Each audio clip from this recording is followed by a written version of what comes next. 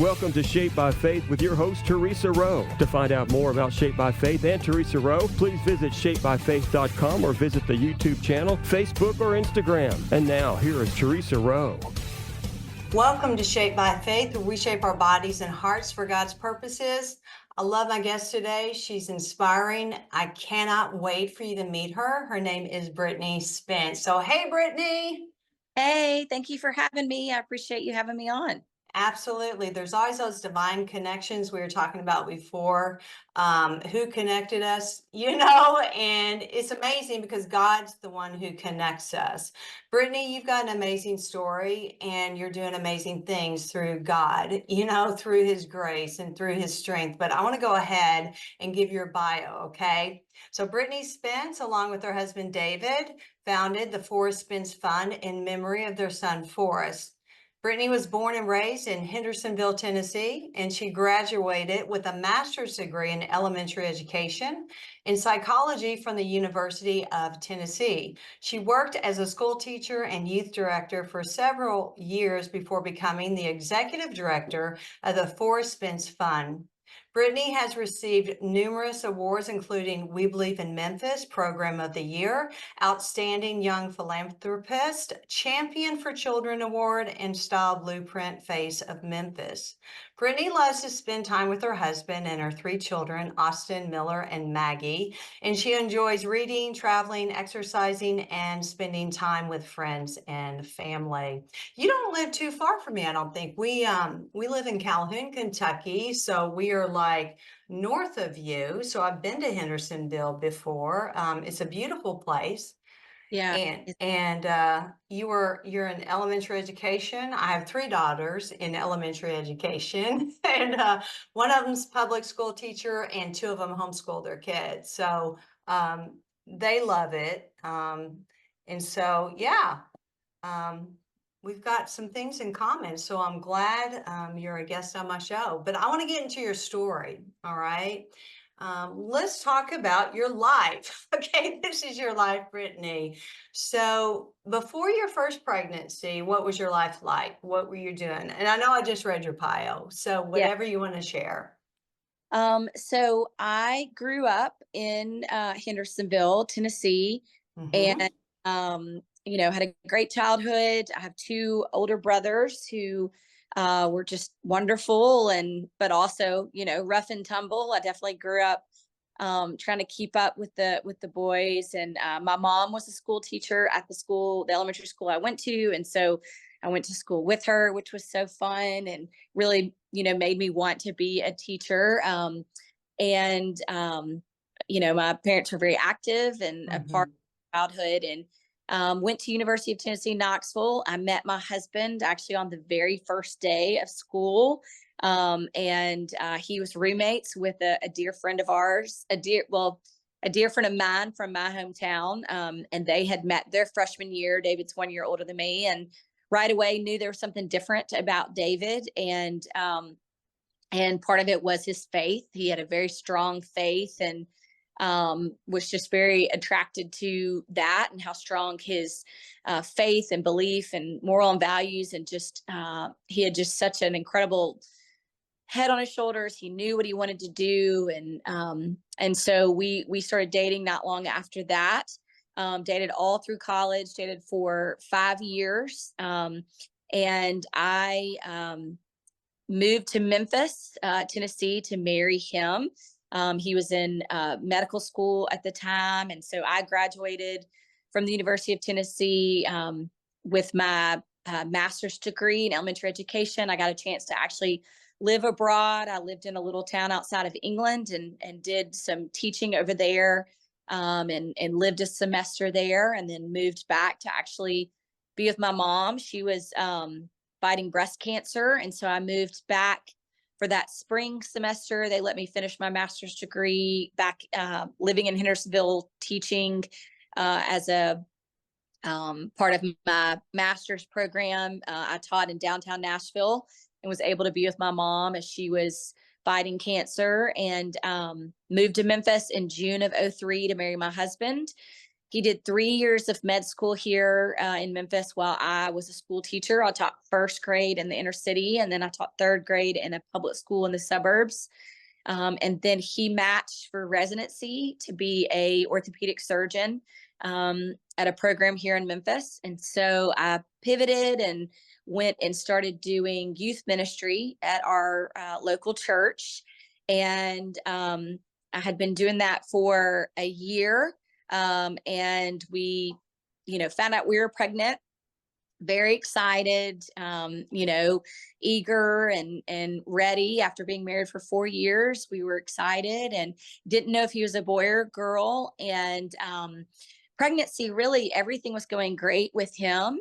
I had some kidney issues, that the way that my babies kind of form in my tummy, I'm not very tall. And so the way they form, they kind of kink my ureter. And so I end up having kidney issues where I pass kidney stones and kind of have an inflamed kidney. And so we were watching that throughout my pregnancy with Forrest. And so at about 36 weeks, my OB said, I'm worried about the damage to your kidney. I think we need to deliver this baby. And I remember him even saying, if he's a boy, he might actually struggle a little bit with his respiratory. Boys actually, especially Caucasian boys, they typically are a little weaker. They don't actually they struggle a little more if they're born premature. It's actually like a medical thing. And so I remember even saying that. And so we go in to deliver Forrest about 3.5 weeks early. And we even, as we were driving to the hospital, I remember looking at my husband and I was like, we didn't decide on a girl name. Like, we knew Forrest, if it was a boy, we knew he'd be Robert Forrest, after our 2 grandfathers who were both hugely impactful in our lives. But girl name, we kind of narrowed down, but not decided. And I remember my husband looking at me in the car and was like, okay, if she has brown hair, she'll be this. If she doesn't, she'll be this. And so, we deliver. And as I'm pushing, I remember my husband looks at me and says, she has brown hair. And then I push and out comes Forrest, and he says, and she's a boy. And so Forrest was born. And, I remember they, showed him to me and even kind of laid him on me. I'm still draped. So not really holding him, but he's laid on me, and they then clean him off and do all that and hand him to my husband. And they start noticing that he is kind of breathing fast. He's kind of showing signs of respiratory distress. And they said, let's take him over here for a little bit and kind of watch him. And then it became, maybe we need to take him into, the nursery with us. Then we get a call. And during this, we're really dealing with my kidneys. They're kind of stitching me up and, finishing all the things that go with after a delivery. But then I need to actually go get a CT scan to see what's going on with my kidneys. So just a lot was going on. But I remember being told, like, hey, they're actually going to take him to the NICU for a little while and observe him. But he is probably just, their literal words were, a wimpy white boy. He probably a little more support.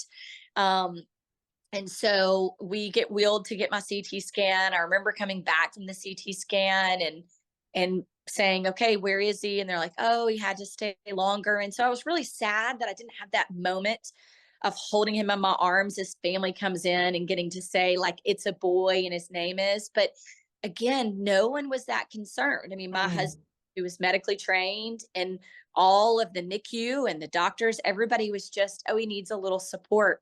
So they wheel me down. My husband and I get to go see him in the NICU and, get to love on him and, be there. And again, everybody's like, he just needs a little support. He just needs a little support. So we stayed with him till about midnight. I delivered him a little after 5 o'clock on a Monday night, and finally got down to the NICU probably somewhere around 8 something, I would think. I don't really remember, but I remember leaving to go back up to our room and saying, hey, I need to pump. I really want to breastfeed him, so I need to pump. And finally settled to go to sleep somewhere around 12:30 or 12:45. And it'd been a very long day. I'd been in labor, in essence, all day long. And so I remember going to sleep.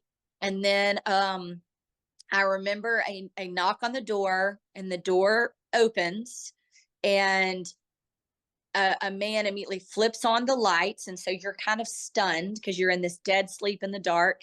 And he walks in, and his hair is disheveled.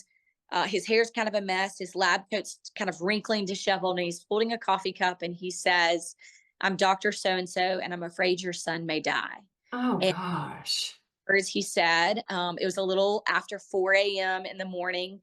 He proceeded to say all these big words that were big words to me that I didn't know, not being medically trained, like ECMO and Group B strep and Pediaflight and Bonheur, all these words that truly I was like, what is happening? I don't even, you just woke me up, and I went to bed, and my son just needed a little bit of extra oxygen, till you're now telling me 4 hours later that he's possibly going to die.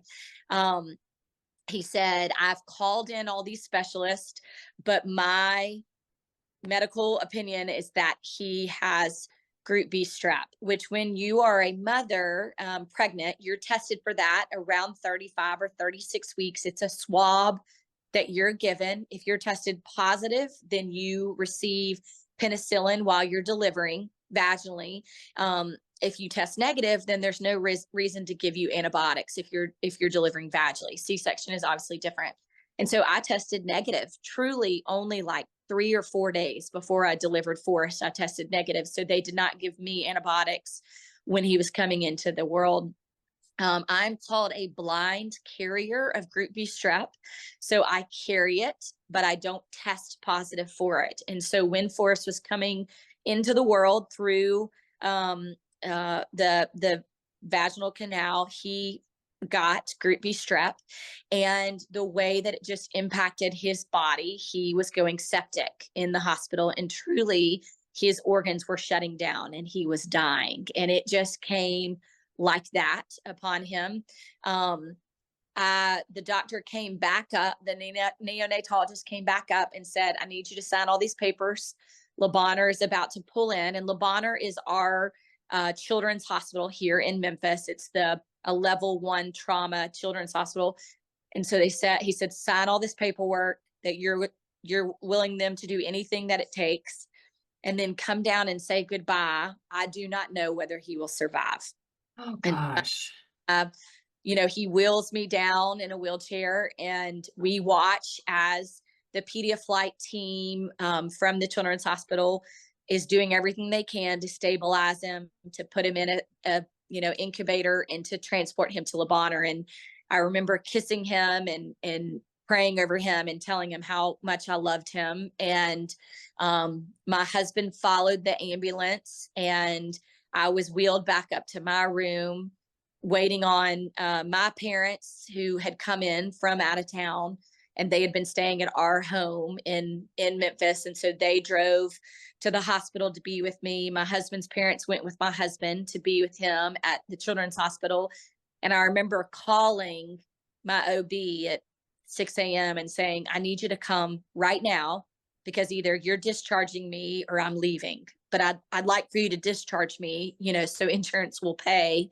And so he showed up, and I remember even asking him, like, "Why didn't you give me medicine? I don't understand." And him saying there wasn't a reason to, you were negative. We had no idea. And so he discharges me about 14 hours after delivery. And my parents, who also didn't know Memphis, we drive to Bonheur, never being there a day in our life, didn't even know truly it existed.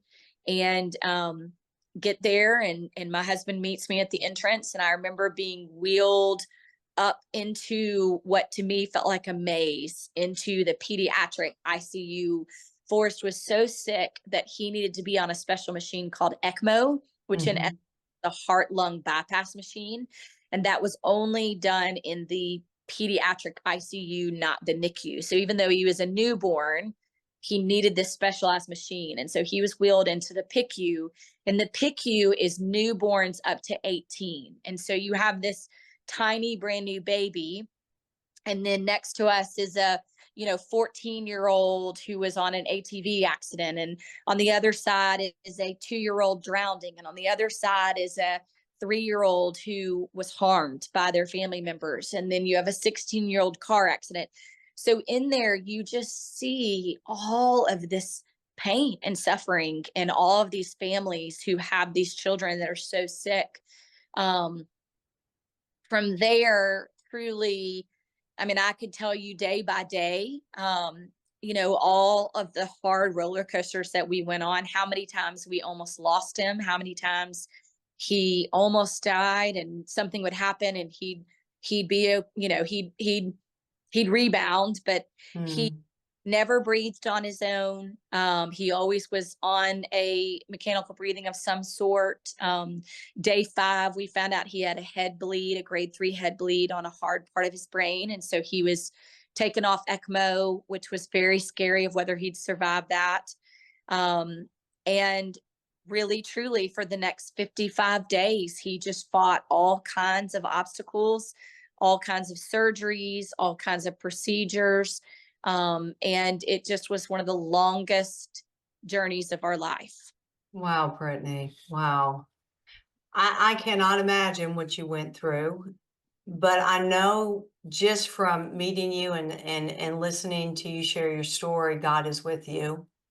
And you've Yeah. always had a strong faith, and we don't know the why on this side of heaven, but we do know that God sustains us through everything. There's things that we can't answer here on earth because God's ways are so different than our ways. But He knew that you were the parents for Forrest. He knew that you would be sustained through it all. And again, we may not know why, but I would imagine just from speaking with you that you are stronger. That hurt will, that's your son. That's your son. We know he's in heaven, but that's your son. How was the medical staff through it all? I mean, that's a long time. How long was Forrest in the hospital? So it's 55 days total. He always stayed in the pediatric ICU. So it's the only home he knew. And truly, I mean, the staff became our family. I mean, we depended on them for so much. This is really before the words family-centered care were such a big thing that are now being said, but they really did do it. I mean, they took care of me and my husband as much as Forrest. They would make sure that I was eating or I was getting rest or I was taking a break. They loved our families. We eventually got to where we said, okay, we can't sustain this around the clock. So I've got to, go take a break. And so my in-laws would come and sit with him in the mornings. They took the early morning shift for me. And then my mom was a school teacher 3.5 hours away. And so my mom would drive in on Fridays and spend weekends with me. And she would, sit bedside with me, just being with him. And they would love on my mom. And my husband was still in residency. And honestly, the hardest year of residency is that second year. It's when you worked just 100-hour work weeks. And so he was trying to balance it. And, he would call obviously with a lot of medical questions because I wouldn't always be able to tell him exactly what's happening medically. And so he would still want to call and say, okay, tell me about these numbers and these stats and what's trending here and going here. And they would always answer every question. And they truly became our family. And the families that were in the unit also became that. I mean, we saw single mama with 4 other kids at home trying to balance coming to see this child. We saw, mom and dad who had a 2-year-old and a newborn in there, and they were taking turns letting the 2-year-old running up down the hall. But that meant mom and dad were never together sitting with the baby because they had this 2-year-old. And we saw kids that never had anyone visit them because their parents lived too far and they were going to lose their job if they took another day off. And so all these things opened our eyes to a world that we didn't even know fully existed. And I've always told people that my eyes were opened and they could not close and forget not only the pain of what we went through with Forrest, but the pain of seeing all of these others and how much they were struggling. I mean, the financial struggles, the mental, emotional struggles, the physical struggles, watching the struggles of families and marriages. And we just couldn't walk away from that and say there's not something more that we should do. You have an incredible story, and go ahead and share why you started the Forrest Spence Fund. The Forrest Spence Fund was started truly the weekend that he was dying. It had become not if he would die, but when. We had gotten hard news after hard news. And so my husband and I made the decision to, let Forrest go. And my husband looked at me truly 24 hours before Forrest passed and said, I think we should do something. I think we should do something more. I think we should call it the Forrest Spence Fund. The logo is a little tree leaning into a big tree. All of this was, my husband already had this vision. And truly, I looked at him and said, I don't want to do anything. I want to lay down and die with Forrest. And he said, well, we're going to do something. I don't know what it's going to be, but we're going to do something. 24 hours later, Forrest passed away in my arms. I held Forrest as David held me, and he took his last breath as we held him. And we've always said that that is one of the most beautiful but hard moments of our lives. And it's definitely beauty from ashes. We walked out of that hospital on a Sunday night, November 4th of 2007, with all of Forrest things, but no baby. And the next morning we met with the donor advised fund and asked if we could start this. We told people, give, we're going to do something with it. In turn, the Forrest Spence Fund, our mission is to assist with the non-medical needs of critically and chronically ill children and their families throughout the Mid-South. We've been doing this almost 17 years, and we've helped over 125,000 families. We assist in 4 main ways. We help with their individual needs. So that's rent, utility, any kind of bills, buying them cribs, helping them get their car out of the shop, anything that is hindering them from being able to help the child. We help with institutional support. We work with 9 different hospitals in the greater Tennessee area.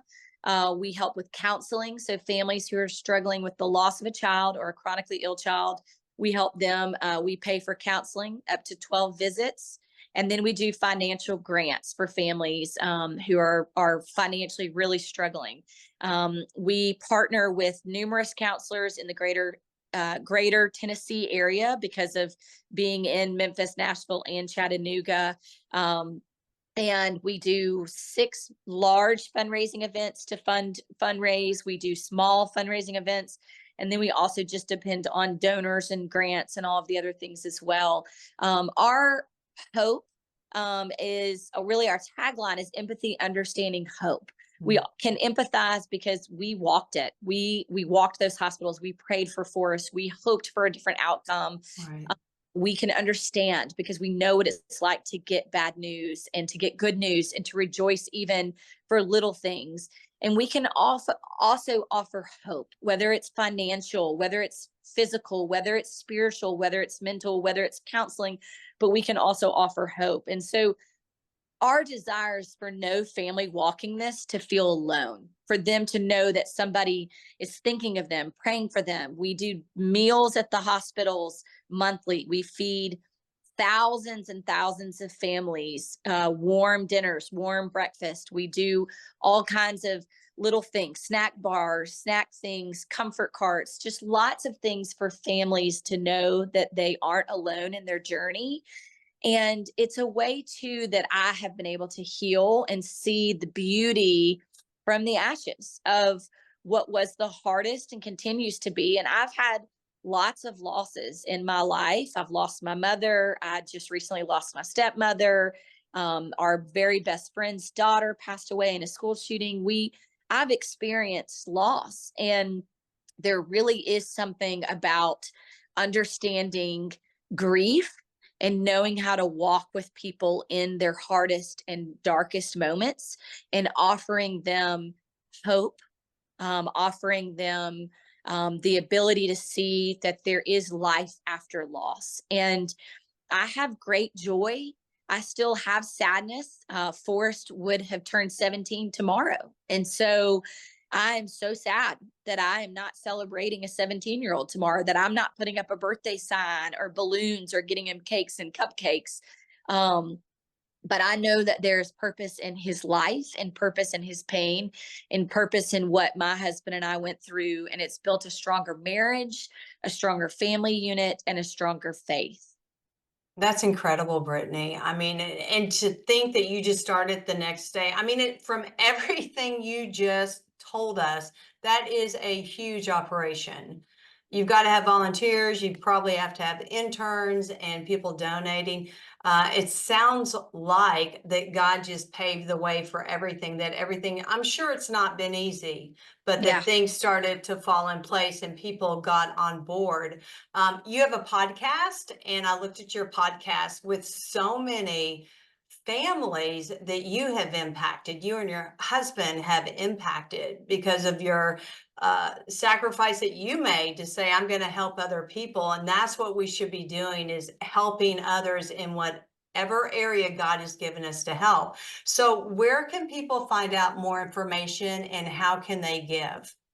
Yeah, so our website is Forrest with 2 R's, Spence Fund, ForrestSpenceFund.org. And on there, we have all of our social media applications where we are. Our podcast is linked there as well. We release a podcast every other Monday. That's family stories, also staff stories, so people can learn more about child life specialists, chaplains, like different things that are offered in the hospital for these families. We have fundraising events in Nashville, Chattanooga, and Memphis. And then also people can give back. They can volunteer. We have a giving back opportunity for those that want to honor their own child or do something in their memory. So it's a way for people to also give back, because running a nonprofit is hard. It is and it is hard work. And so we want people to be able to give back without having to actually run a business. Brittany, I need to have you come back on, because I would love for you to share some stories, because I listened to some and I'm like, wow, incredible. So maybe we just have a story time where you just share stories of different families. But thank you so much for what you and your husband do. Thank you. I appreciate you having me on. Absolutely. And thank you for listening. I'm Theresa Rowe, and everyone have a blessed day. Bye. Thank you for listening to Shaped by Faith with Theresa Rowe. Remember to visit shapebyfaith.com to find out more about workouts, the TV show, podcasts, blogs, Shaped by Faith products, and much more.